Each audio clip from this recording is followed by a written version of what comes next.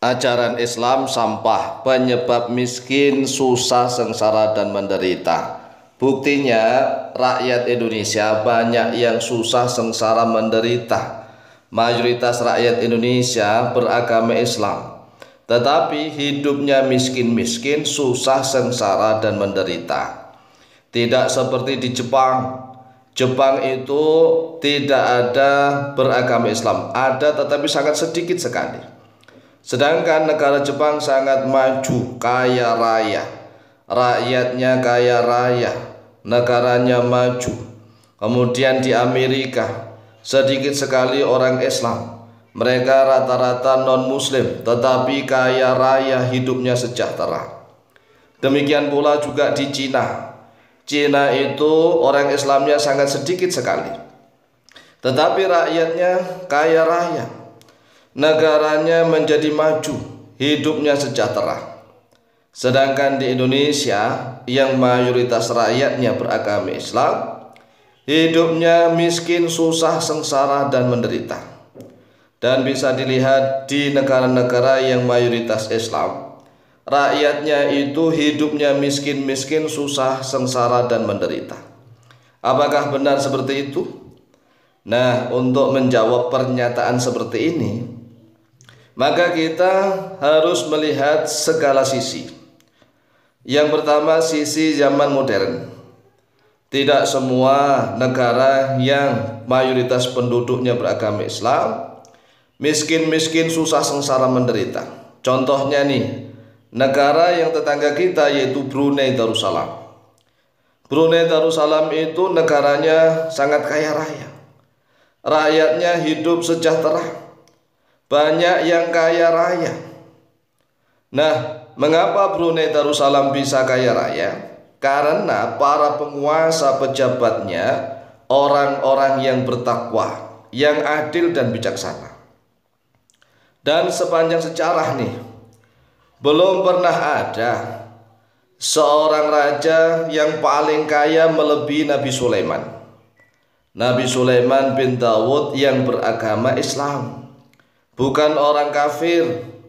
Nabi Sulaiman jelas-jelas bertauhid, seorang nabi dan rasul. Setiap nabi dan rasul beragama Islam, artinya semuanya menyembah kepada Allah Jalla Jalaluh yang Maha Tunggal, yang Maha Esa. Bahkan dalam sejarah Islam, setelah periode Nabi Muhammad SAW, belum pernah ada pemimpin dunia, seluruh dunia ini, yang lebih kaya daripada Sultan Mansa Musa. Coba bisa diketik di Google, Raja atau Sultan Mansa Musa. Mansa Musa, raja muslim. Ini seorang raja muslim, sultan muslim di Kesultanan Mali. Mali itu ada di Afrika Barat. Nah, biasanya kan orang-orang Afrika ini kan identik dengan kemiskinan, tetapi Raja Mali yaitu Mansa Musa itu kekayaannya tercatat sepanjang sejarah menjadi raja yang paling kaya sedunia. Nah, Mansa Musa itu beliaunya hidup pada tahun 1280 Masehi hingga 1337 Masehi. Ini kalau di Indonesia ya hampir sama dengan kerajaan Majapahit, ya, kerajaan Majapahit. Ini Mansa Musa seorang raja yang adil, makmur, yang sangat bertakwa sehingga seluruh rakyatnya kaya raya. Begitu pula ada 10 sahabat Nabi Muhammad SAW. 10 sahabat Nabi Muhammad SAW yang dijamin masuk surga. Disebut al-asyarah al-mubasysyaruna bil jannah. Sahabat 10 yang diberikan kabar gembira pasti masuk surga. Mereka semua adalah orang-orang yang kaya harta. Jika harta mereka dirupiahkan, tercatat hingga triliunan rupiah. Triliun loh ya, tidak hanya miliar, tetapi ini triliun. Coba dicatat aja atau dicari di Google, 10 sahabat Nabi terkaya atau 5 sahabat Nabi terkaya. Semua kekayaannya itu kalau dirupiahkan sampai triliunan rupiah. Nah, tetapi nih para sahabat Nabi itu bukanlah orang-orang yang hubbud dunya, tidak cinta duniawi. Mereka kaya raya, tetapi mereka gunakan hartanya untuk tujuan akhirat. Tidak pamer kekayaan untuk menyakiti hatinya orang-orang miskin. Jadi para sahabat Nabi itu rata-rata hidupnya kaya raya. Bahkan Nabi Muhammad SAW sendiri kalau seandainya mau ya, ditawari oleh malaikat Jibril mengubah gunung Uhud menjadi emas. Coba bayangkan.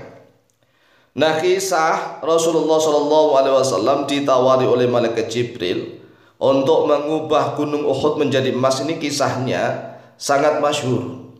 Tetapi Rasulullah SAW tidak mau. Mengapa? Kalau seandainya misalnya gunung Uhud diubah menjadi emas, mungkin rakyatnya, para sahabat ketika itu nggak konsentrasi untuk mengkaji Al-Quran dan sunnah-sunnah Rasulullah. Mereka jangan-jangan bisa rebutan tuh mencari sebongkahan batu yang berwujud emas. Yang namanya gunung itu kan banyak bongkahan batu. Nah, satu batu saja kalau sudah bongkahan emas sudah berkilo-kilogram. Ayo, emas berkilo-kilogram. Satu orang misalnya memiliki sampai misalnya taruhlah 100 kilogram, bukan gram loh ya, 100 kilogram. Nah, kalau 100 gram itu kan udah berat nih. Ini 100 kilogram. Tetapi Nabi Muhammad SAW tidak mau. Tidak mau tatkala ditawari oleh malaikat Jibril agar gunung Uhud menjadi emas, karena memang Rasulullah SAW meyakini bahwa umatnya itu kalau untuk urusan duniawi gampang. Yang sulit itu kalau untuk urusan akhirat. Oleh sebab itulah kita sebagai umatnya Nabi Muhammad SAW harus menyadari bahwa apabila kita mengurusi urusan akhirat, maka dunia itu akan mendatangi kita. Tetapi kalau umatnya Nabi Muhammad SAW ini mengejar-ngejar duniawi, justru duniawinya lari. Jadi kalau orang Islam itu ngejar duniawi, ingat, duniawinya lari. Tetapi kalau orang Islam itu konsentrasi mengejar akhirat, maka dunialah yang akan mengejar dia. Ini kenyataan. Ini bagi orang-orang yang memang harta kekayaannya itu halalan thayyiban, halal dan baik. Berbeda dengan orang-orang Islam yang menghalalkan segala cara loh ya. Kalau menghalalkan segala cara kan banyak sekali pejabat di Indonesia ini yang beragama Islam kaya raya, tetapi dengan cara menghalalkan segala cara. Korupsi di mana-mana hingga hartanya triliunan rupiah, tetapi rakyatnya miskin-miskin. Mengapa? Karena memang kedoliman, keserakahan, kerakusan, ketamakan para penguasa dan pejabat di negara Indonesia, sehingga rakyatnya miskin-miskin, bukan sebab agamanya. Demikian jawaban kami, semoga bermanfaat. Wallahu ta'ala a'lamu bishawab.